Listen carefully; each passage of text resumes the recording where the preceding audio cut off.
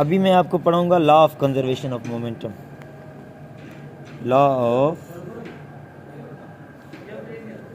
Conservation of momentum, जिसे कहते हैं कानून बकाए मोमेंटम। कानून बकाए मोमेंटम क्या कहता है? किसी भी एक अलग थलग सिस्टम का टोटल मोमेंटम जो है वो टकराव से पहले और टकराव के बाद सेम रहता है। इंग्लिश में से कहते हैं according to this law, according to this law the total momentum of an isolated system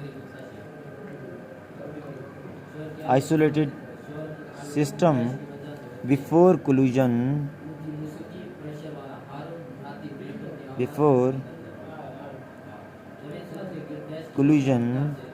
and after collision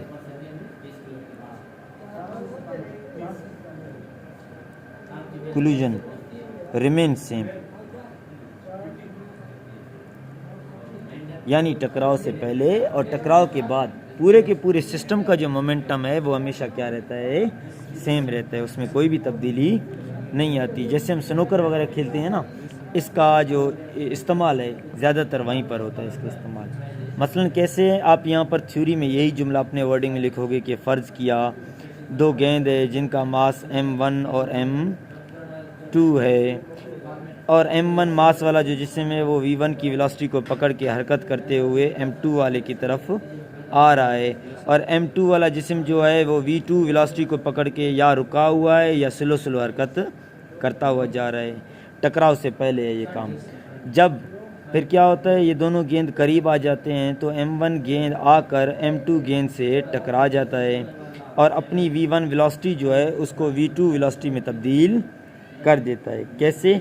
टकराने के बाद m1 मास वाला जो जिस्म है वो उसकी वेलोसिटी तब्दील हो जाती है जिसे v1 डैश कहते हैं, और m2 मास वाला जो जिस्म है वो m1 की पहली वाली टकराव से पहली वाली वेलोसिटी को पकड़कर v2 डैश का नाम देकर उसको हरकत में आ जाता है। यानी पहली वाली गेंद रुक जाती है और दूसरी वाली गेंद हरकत की शक्ल में आ जाती है। इसे हम मैथमेटिकली कैसे प्रूव करते हैं? इसे हम मैथमेटिकली प्रूव करते हैं according to third law of motion. According to third law of motion, third law of motion को इस्तेमाल करके हम प्रूव करते हैं। थर्ड लॉ ऑफ मोशन क्या कहता है? अगर जिस्म 2 पर जितना फोर्स लगा रहे, जिस्म 2 भी जिस्म 1 पर उतना ही फोर्स, लेकिन सिमत मुखालिफ होगी। तो हम ये भी जानते हैं कि फोर्स बराबर है, F बराबर है डेल्टा P बटे डेल्टा, ठीक है। हम अब फोर्स की जगह पर इनकी कीमत रखेंगे डेल्टा P बटे डेल्टा T टकराव से पहले है, और ये हो जाएगा डेल्टा P डैश बटे डेल्टा T टकराव के बाद। तो डेल्टा P मतलब चेंज इन मोमेंटम है। डेल्टा P बराबर है mv2 माइनस mv1 के। हम इनकी जगह पर कीमत रख देंगे mv2 माइनस mv1 बटे डेल्टा T टकराव से पहले, और minus mv2 dash minus mv1 dash टकराव के बाद बटे डेल्टा T। ये डेल्टा T से डायरेक्ट यहीं पर कट सकता है, और ये माइनस अंदर मल्टीप्लाई हो जाएगा। जब ये माइनस अंदर मल्टीप्लाई होगा तो मेरे पास एक नई इक्वेशन बन के आएगी, mv2 माइनस mv1 बराबर है, माइनस मल्टीप्लाई होगा ये माइनस का mv2 dash plus mv1 dash. मैं v2 वेलोसिटी वाले जिस्मों को एक तरफ लाऊंगा, v1 वेलोसिटी वाले जिस्मों को दूसरी तरफ ले जाऊंगा, और इनके मासेस को सॉरी मैंने मेंशन नहीं किया, m2v2 m1v1। जिस किस्म का जिस्म होगा उसकी वेलोसिटी भी उसी नाम से होगी। जिस्म का मास कभी भी चेंज नहीं होगा, जिस्म का मास हमेशा सेम रहेगा।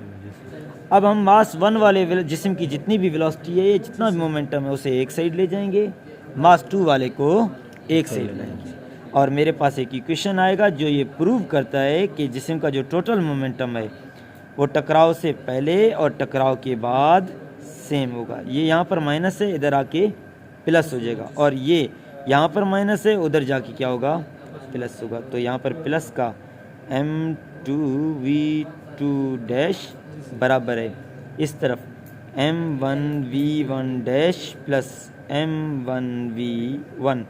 अरेंज भी आप कर सकते हो, m1v1 को पहले लिख सकते हो, m1v1 डैश को बाद। तो इससे ये साबित होता है कि पूरे सिस्टम का जो मोमेंटम है, आइसोलेटेड सिस्टम का टोटल मोमेंटम जो है वो टकराव से पहले और टकराव के बाद क्या होता है, सेम रहता है। टकराव से पहले और टकराव के बाद सेम रहता है।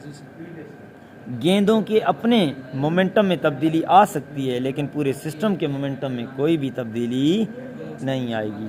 ये आपका law of conservation of momentum है, जो कि एक कीमती टॉपिक है। और इसके अलावा ये बात है कि आइसोलेटेड सिस्टम एक ऐसे सिस्टम को कहते हैं जिसमें ना तो माहौल से कोई एनर्जी आ रही है, ना ही माहौल की तरफ कोई एनर्जी, इसका माहौल से कोई भी वास्ता नहीं है, एनर्जी कोई भी ज़ाया नहीं है। ये आपका प्रूव है कानून बकाए मोमेंटम का।